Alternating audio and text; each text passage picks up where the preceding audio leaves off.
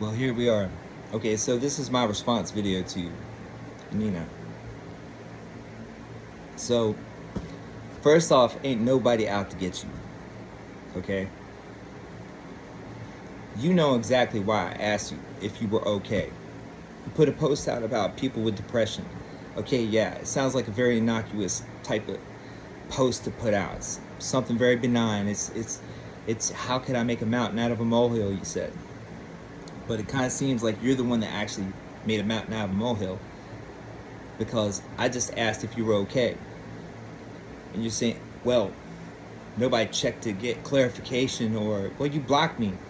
How am I supposed to? That is me getting clarification. Are you okay? And don't even pretend that it's crazy for me to ask you that. Because after you left, the only time I even tried to reach out was that one time. And all I said was, are you okay? That's all I said.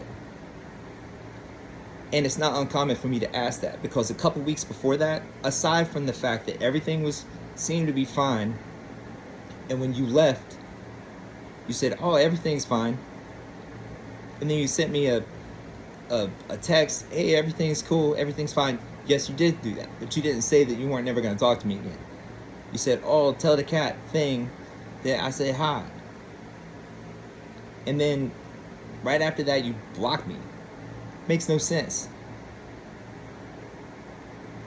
So a couple weeks before that, when you talk about things like permanent solutions, which I'm not going to just throw out details or whatever, but you know exactly what I'm talking about.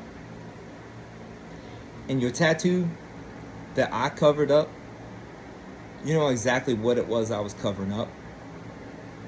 On both arms, and how I lost my brother, and how I lost my past girlfriend.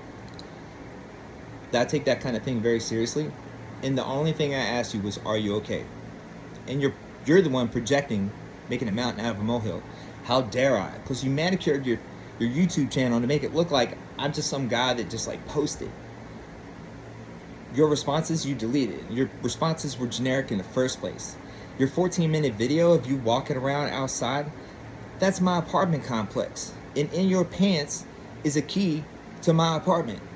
Because when you came over here and your mom kicked you out and put all your shit on the porch, which I took you to get and brought you back, I was like, hey, look, don't worry about it. You can stay here. Everything is fine. I gave you a place to live. I fed you. I got you a job. I bought you cigarettes when you couldn't buy them. I bought you a coffee pot so you could drink your 2 or 3 pots of coffee a day that you do. I tried to give you clothes. I didn't ask you for anything. I didn't use you. I had no ulterior motives. I was sweet. Your words. As a matter of fact, I was your best friend. Your words. So yeah, it's weird when you just all of a sudden ghost. Now look, if you just wanted to reset and move on, you were, whatever it is, you didn't have to give me any reason or excuse or anything like that. You could have just been straightforward with me and been honest. I'm a grown man. It would have stung because I liked you, but I would have accepted it. This was never a prison. You know exactly what room this is right here, because you slept here every single night. Like right here. I never asked you for anything. I didn't expect anything. I told you I want you to feel safe and comfortable here. And when you were crying on the porch, saying everybody's always abandoned you, I held you in my arms and I looked you in your eyes and I told you I would never abandon you. And you told me your mom used to use up men until they had nothing left, and then she would ghost and bounce, and these poor guys wouldn't know what hit them. Did you know that you were doing the same thing to me? Is it just the same kind of habits? Or did you know? Because when you say that you didn't like me or something like that, well, you were telling me that in the beginning. So either you changed your mind or you're lying about it. And as far as getting to you through your kid, the first time when I got blocked, I was like, what in the world? I was like, this is crazy. So I just reached out to him. And your kid is a grown man, by the way. It's not a kid, it's a grown man who I respect and actually like. What was the last thing he said to me when he came and picked you up and took you home in the parking lot? He said, I love you. He said that because I was different. Because I was kind to you, respectful to you, I was good to you, sweet. So I asked him. And then on Thanksgiving, I just said, Happy Thanksgiving. I hope that your mom finds peace and happiness, and I wish her well. That was me saying goodbye. That was me having closure, because you weren't going to give it, so whatever, it's fine. I'm a big boy. That was just me doing that. So that was me not trying to get to you, because I said, I wish you well, wish you the best, peace and happiness. How horrible is that? Seriously.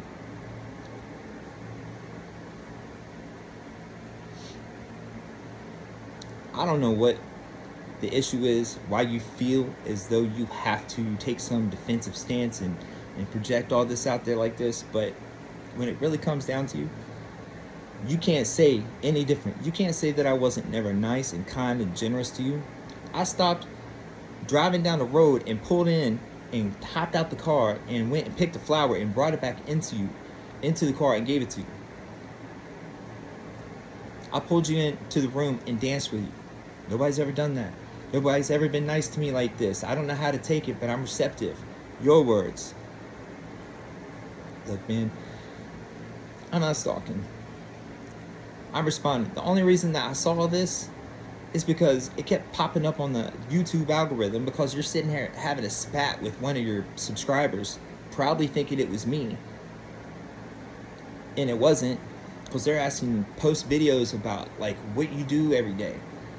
Nina, I don't need to know what you do every day. First off, I already know what you do every day. I'll tell you right now. You sit and you drink 2 to 3 pots of coffee, smoke 1 to 2 packs of cigarettes in your room. Not with this fan, because you left the fan here. And you either roll dice, or you do tarot readings, or you make new tarot cards, or you watch Gene, or you watch Johnny, or you watch your spirit box, and you discernment, take what resonates, probably brainwashing yourself the whole entire time.